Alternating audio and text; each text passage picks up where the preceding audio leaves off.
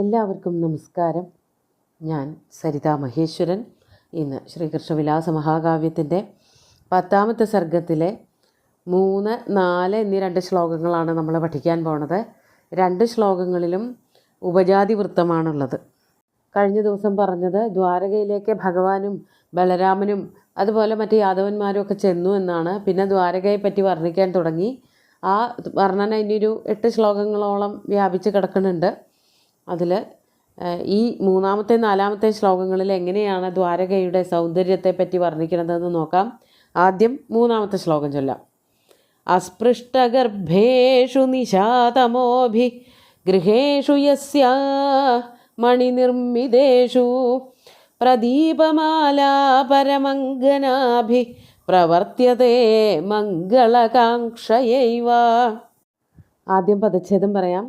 അസ്പൃഷ്ടഗർഭേഷു നിശാതമോഭി ഗൃഹേഷു യസ്യാഹ മണിനിർമ്മിതേഷു പ്രദീപമാലാ പരം അംഗനാഭി പ്രവർത്യതേ മംഗളകാംക്ഷയാ ഏവ.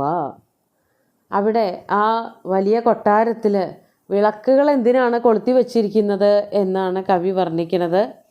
യസ്യാഹ മണിനിർമ്മിതേഷു നിശാതമോഭി അസ്പൃഷ്ടഗർഭേഷു ഗൃഹേഷു. കൊട്ടാരം എന്ന് പറയുമ്പോൾ ഒരു ഗൃഹമൊന്നുമല്ലല്ലോ, ധാരാളം ഗൃഹങ്ങളുണ്ട്.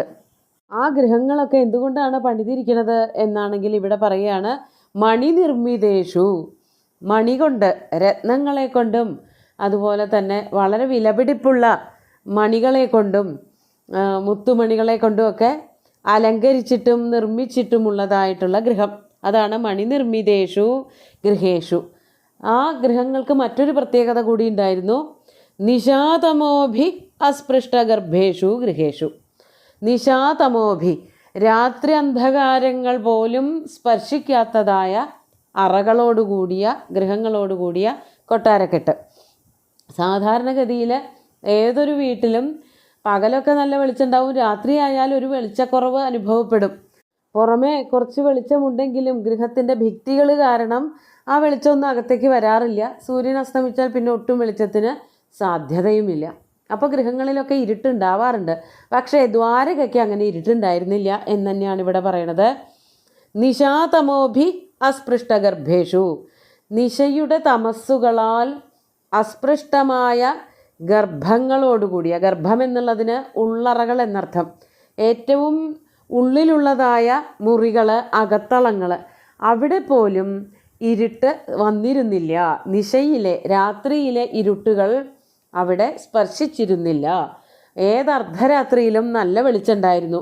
അതിന് കാരണം മണിനിർമ്മിതങ്ങളായിട്ടുള്ള, മണി കൊണ്ട്, രത്നങ്ങളെ കൊണ്ട് നിർമ്മിച്ചിരിക്കുന്ന ഭിത്തികളൊക്കെ തന്നെയാണ്. അതാണ് മണിനിർമ്മിതേഷു നിശാതമോഭി അസ്പൃഷ്ടഗർഭേഷു ഗൃഹേഷു. ആ ഗൃഹങ്ങളിൽ പിന്നെ വിളക്കുകളുടെ ആവശ്യമേ ഉണ്ടായിരുന്നില്ല. പക്ഷെ എന്നാലും വിളക്ക് കൊളുത്തിയിരുന്നു. അതെന്തിനാണെന്ന് പറയാണ്. അംഗനാഭിഹി, അവിടുത്തെ സ്ത്രീകൾ, യാദവന്മാരുടെ പത്നിമാരെ, സഹോദരിമാരെ, അമ്മമാരൊക്കെ തന്നെ വിളക്ക് വച്ചിരുന്നു. എങ്ങനെ? പ്രദീപമാല, വിളക്കുകളുടെ ഒരു ശ്രേണി തന്നെ, നിറയെ വിളക്കുകൾ വച്ചിരുന്നു. എന്തിനു വേണ്ടിയിട്ടായിരുന്നു വിളക്കുകൾ കൊളുത്തി വച്ചിരുന്നത്? മംഗളകാംക്ഷയാ ഏവ പരം പ്രവർത്യതേ. മംഗളകാംക്ഷയ്ക്ക്, ശുഭമുണ്ടാകുന്നതിന് വേണ്ടിയിട്ട്, മംഗളമുണ്ടാകുന്നതിന് വേണ്ടിയിട്ട്, ഒരു ഐശ്വര്യമാണ് വിളക്ക് കൊളുത്തി വയ്ക്കുക എന്ന് പറഞ്ഞാൽ. ഭദ്രദീപം കൊളുത്തി വയ്ക്കണതൊക്കെ ഒരു ഐശ്വര്യ സൂചകമാണ്. ആ ഐശ്വര്യം ഉണ്ടാവാൻ വേണ്ടിയിട്ട് മാത്രമാണ് ഈ ദ്വാരകയിലെ ഗൃഹങ്ങളിൽ അവിടുത്തെ സ്ത്രീകൾ വിളക്ക് കൊളുത്തിയിരുന്നത്. അല്ലാതെ വെളിച്ചം കിട്ടാൻ വേണ്ടിയിട്ടല്ല എന്നർത്ഥം. വെളിച്ചം അവിടെ സ്വാഭാവികമായിട്ട് വന്ന് പതിച്ചിരുന്നു. രാത്രിയാണെങ്കിൽ പോലും രത്നങ്ങളിൽ നിന്ന് പുറത്തേക്ക് വന്നിരുന്നതായ വെളിച്ചം കാരണം പ്രത്യേകിച്ച് വിളക്കുകളുടെ ആവശ്യമുണ്ടായിരുന്നില്ല. വിളക്കുകളിൽ നിന്ന് വെളിച്ചം വരേണ്ടിയിരുന്നില്ല കണ്ണ് കാണാൻ വേണ്ടിയിട്ട്. പിന്നെ വിളക്കുകൾ എന്തിനാണ് അവിടുത്തെ സ്ത്രീകൾ കൊളുത്തിയിരുന്നതെന്നാണെങ്കിൽ മംഗളസൂചകമായിട്ട്, മംഗളകാംക്ഷയാ ഏവ, മംഗളം വർദ്ധിക്കട്ടെ. വിളക്ക് കൊളുത്തുമ്പോൾ അതൊരു ഐശ്വര്യമാണ്, ശ്രീയാണ്, മംഗളമാണ് എന്നുള്ളത് കൊണ്ട് ബാക്കി എല്ലാ ചീത്തത്തങ്ങളും ഒഴിഞ്ഞു പോകാൻ വേണ്ടിയിട്ട് മാത്രം, വെളിച്ചം കിട്ടാനോ കണ്ണ് കാണാൻ വേണ്ടിയിട്ടൊന്നുമല്ല, മംഗള അർത്ഥത്തിന് വേണ്ടി മാത്രം വിളക്കുകൾ അവിടെ കൊളുത്തിയിരുന്നു. അതാണ് മംഗളകാംക്ഷയ ഏവ. ഏവ എന്ന് വെച്ചാൽ അതിന് മാത്രമായിട്ട് പരം പ്രവർത്യതേ, പരം അത്യന്തം പ്രവർത്യതേ പ്രവർത്തിച്ചിരുന്നു അല്ലെങ്കിൽ ജ്വലിപ്പിച്ചിരുന്നു. വിളക്കുകൾ കൊളുത്തിയിരുന്നത് പ്രത്യേകിച്ച് ഒരു ആവശ്യത്തിനും കണ്ണ് കാണാനോ വഴി കാണാനോ ഒന്നുമല്ല, അവിടെ മംഗളം ഉണ്ടാവട്ടെ, അവിടെ ഐശ്വര്യം ഉണ്ടാകട്ടെ എന്ന് വിചാരിച്ചിട്ട് മാത്രമായിരുന്നു. അത്രയ്ക്ക് വെളിച്ചമുള്ള ഭവനങ്ങളായിരുന്നു, വിശാലമായിട്ടുള്ള കാറ്റും വെളിച്ചവും കിട്ടുന്നതായിട്ടുള്ള മുറികളോടുകൂടിയ ഗൃഹങ്ങളോടുകൂടിയ കൊട്ടാരക്കെട്ടുകളായിരുന്നു ദ്വാരകയിൽ ഉണ്ടായിരുന്നത്. ഇനി അടുത്ത പ്രത്യേകത എന്താണെന്നുള്ളത് 4-ാമത്തെ ശ്ലോകത്തിൽ നമുക്ക് നോക്കാം. വിലോലശംഖാഭരണേന വെല്ലത് ഫേനാവലീ ചാമരമണ്ഡലേന വപ്രേ തദീയേ തടഘാതകേളിർനിർവർത്യതേ സാഗരകുഞ്ചരേണ. നമുക്കാദ്യം പദച്ഛേദം പറയാം. വിലോലശംഖാഭരണേന വേല്ലദ്ഭേനാവലീ ചാമരമണ്ഡലേന വപ്രേ തദീയേ തടഘാതകേളി നിർവർത്യതേ സാഗരകുഞ്ചരേണ. മറ്റൊരു കാര്യം കൂടി അവിടെ സംഭവിച്ചു, അവിടെ ഉണ്ടായിരുന്നു, സദാ കാണാമായിരുന്നു. അതെന്താണെന്നുണ്ടെങ്കിൽ സാഗരകുഞ്ചരേണ, സാഗരമാകുന്ന കുഞ്ചരം. സാഗരത്തിലുള്ള കുഞ്ചരം എന്നൊക്കെ വ്യാഖ്യാനത്തിൽ പറയുന്നുണ്ട്. അങ്ങനെ പറയേണ്ട ആവശ്യമുണ്ടെന്ന് തോന്നണില്ല. സാഗരത്തിൽ വെള്ളത്തിൻ്റെ അടിയിൽ ആനകളുണ്ടോ ഇല്ലയോ എന്നുള്ളതല്ല, വെള്ളമാകുന്ന കടലാകുന്ന ആന, ആ ആന എന്താണ് ചെയ്തത്, ആ ആനയാൽ എന്തൊക്കെ ചെയ്യപ്പെട്ടു എന്നാണ് പറയണത്. അത് സമുദ്രത്തിൻ്റെ മധ്യത്തിലാണല്ലോ ദ്വാരക പണിതിരിക്കുന്നത്. അപ്പോൾ സമുദ്രം അവിടേക്ക് കുറേശ്ശെ ഈ അലകളൊക്കെ, സമുദ്രത്തിൻ്റെ അലകളൊക്കെ വന്നിങ്ങനെ കൊട്ടാരക്കെട്ടുകളിൽ സ്പർശിച്ചു പോയിരുന്നു. അതിനെ കവി ഒരു ഭാവനയിൽ കാണുകയാണ്. സാഗരമാകുന്ന കുഞ്ചരം, സാഗരമാകുന്ന ആനയുണ്ടല്ലോ, ആ ആന എന്താ ചെയ്തത്, തദീയേ വപ്രേ, തദീയം ആ ദ്വാരകയുടേതായ ആ കൊട്ടാരക്കെട്ടുകളുടേതായ വപ്രേ, വപ്രം എന്നുള്ളതിന് തിണ്ട് മതിൽ എന്നൊക്കെ അർത്ഥം. അതിന് കെട്ടിയിരിക്കുന്നതായ ചുറ്റുമതിലാവണം. ഈ സാഗരം നികത്തിയിട്ട് അതിൻ്റെ നടുക്കാണ് ദ്വാരക പണിതിരിക്കണതെന്നുണ്ടെങ്കിൽ ആ ദ്വാരകയുടെ ചുറ്റും വലിയൊരു മതിലുണ്ടാവണമല്ലോ, ആ മതിലിനെ ആവണം ഉദ്ദേശിക്കുന്നത് വപ്രം. വപ്രം എന്നുള്ള വാക്ക് വളരെ ഭംഗിയായിട്ട് കാളിദാസൻ മേഘസന്ദേശത്തിൻ്റെ 2-ാമത്തെ ശ്ലോകത്തിൽ പറയുന്നുണ്ട്. വപ്രക്രീഡാ പരിണതഗജ പ്രേക്ഷണീയം ദദർശ. ഒരു മേഘത്തിനെ ആനയായിട്ട് കാണുകയാണ് അവിടെ യക്ഷൻ. മേഘസന്ദേശത്തിൽ അങ്ങനെയാണ് വർണ്ണിക്കുന്നത്. ആദ്യം തന്നെ മേഘം ഒരു ആനയെ പോലെയായിരുന്നു യക്ഷൻ്റെ മുമ്പിൽ പ്രത്യക്ഷപ്പെട്ടത്, അല്ലെങ്കിൽ യക്ഷന് അങ്ങനെയാണ് തോന്നിയത് എന്നർത്ഥം. അപ്പോൾ ഇവിടെ പറയാണ്, ഈ സാഗരമാകുന്ന കുഞ്ചരം, സാഗരമാകുന്ന ആന ആ ദ്വാരകയുടെ ചുറ്റുമതിലിൽ പോയി അടിച്ചിട്ട്, വപ്രേ അതിൽ ഈ തിണ്ടുകുത്തിക്കളി, ഈ മതിലൊക്കെ കുത്തി പൊളിക്കുക എന്നുള്ളത് ആനയ്ക്ക് ഏറ്റവും ഇഷ്ടമുള്ള കാര്യമാണ്. മണ്ണിലിങ്ങനെ ആറാടി നടക്കുക, ഇതൊക്കെ ആനയ്ക്ക് ഏറ്റവും ഇഷ്ടമുള്ളതായിട്ടുള്ള കളികളാണ്. അപ്പോൾ അതേ കളി തന്നെ ഇവിടെ കളിക്കുകയാണ്. സാഗരമാകുന്ന കുഞ്ചരം എന്നാണ് പറയണത്.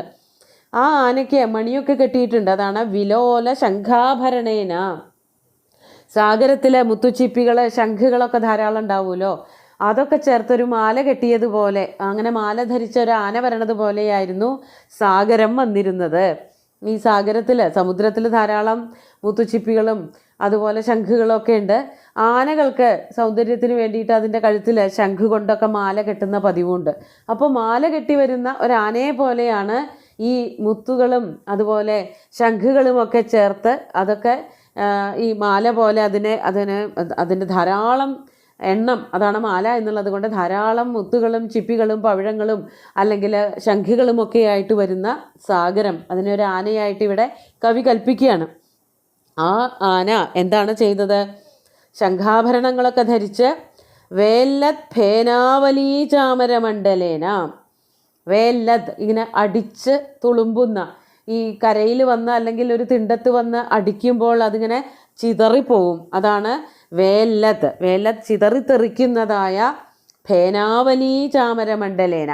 ഫേനാവലി, ഫേനം എന്ന് പറഞ്ഞാൽ പതയാണ്, നുരയും പതയും. കടലിലിങ്ങനെ ഈ തിരകൾ വന്നടിക്കുമ്പോൾ ഉണ്ടാകുന്നതായിട്ടുള്ള നുരയും പതയും. ആ നുരയും പതയും ഒക്കെ കൂടിയിട്ട് വന്ന് അടിച്ചുകൊണ്ടിരിക്കുന്ന സമുദ്രത്തിൻ്റെ തിരമാലകൾ കണ്ടാൽ ചാമരം വീശുന്നത് പോലെ തോന്നും. അതാണ് ചാമരമണ്ഡലേന. വന്ന് തിരമാലകൾ അടിക്കുന്നത് കൊണ്ടുണ്ടാകുന്നതായ ഫേനമണ്ഡലം, ഫേനങ്ങളുടെ കൂട്ടം, അത് കണ്ടാൽ വെഞ്ചാമരം പോലെ തോന്നുമായിരുന്നു.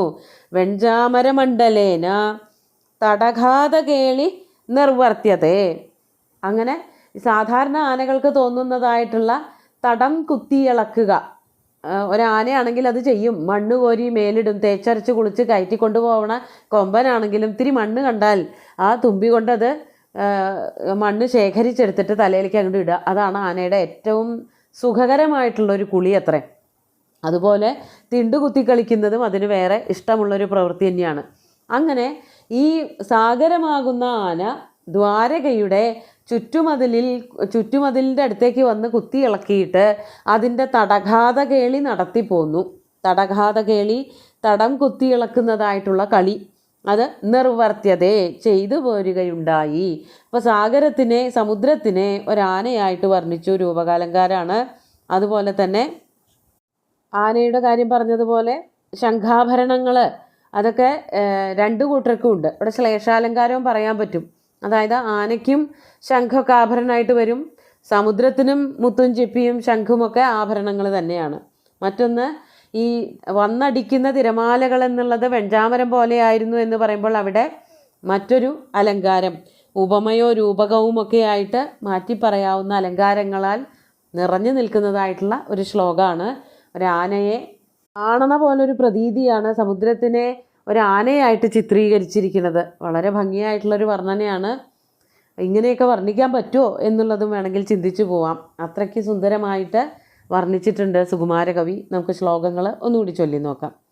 അസ്പൃഷ്ടഗർഭേഷു നിശാതമോഭി ഗൃഹേഷു യസ്യാഹ മണിനിർമ്മിതേഷു പ്രദീപമാലാ പരമംഗനാഭി പ്രവർത്യതേ മംഗളകാംക്ഷയൈവ വിലോലശംഖാഭരണേന വേല്ലത് ഫേനാവലീ ചാമരമണ്ഡലേന വപ്രേതദീയേ തടഘാതകേളിർനിർവർത്യതേ സാഗരകുഞ്ചരേണ. അങ്ങനെ ദ്വാരകയെ വർണ്ണിച്ചുകൊണ്ടിരിക്കുകയാണ്. സുന്ദരമായിട്ടുള്ള 2 ശ്ലോകങ്ങളും ഭഗവാന്റെ കാൽക്കൽ അർപ്പിച്ചുകൊണ്ട് ഗുരുവായൂരപ്പനെ സാഷ്ടാംഗം നമസ്കരിച്ചുകൊണ്ട് എല്ലാവർക്കും ശുഭദിനം നേർന്നു നിർത്തട്ടെ. നന്ദി.